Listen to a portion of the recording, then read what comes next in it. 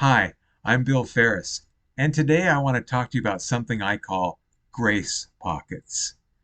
Have you been flying on an airplane and as you fly along, invisible to your eye, but suddenly you feel what they call an air pocket in the sky? That's where the plane's cruising right along, and then you hit that air pocket and there's movement, usually a little bit disturbing. And then you get through it and you're back on your normal course again. Well, that's a illustration of something that is invisible that we suddenly encounter, and then it creates a movement that we are not in control of, but that we definitely feel. Now, on the positive side, I think God provides what I call grace pockets in life.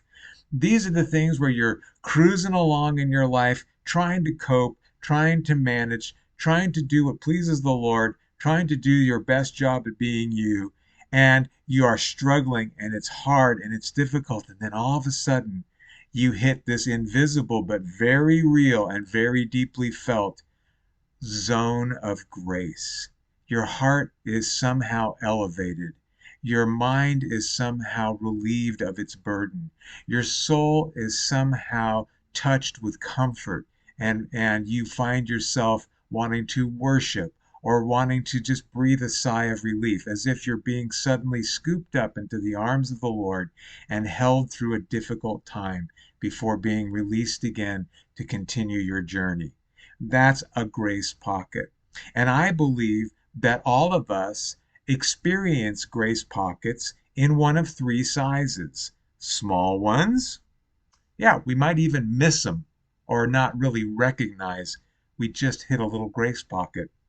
We've been given a little lift, a little encouragement, a little strengthening that didn't come from us, but God sent someone or something along to lift our hearts a little. Sometimes those grace pockets are what I would think of as medium sized.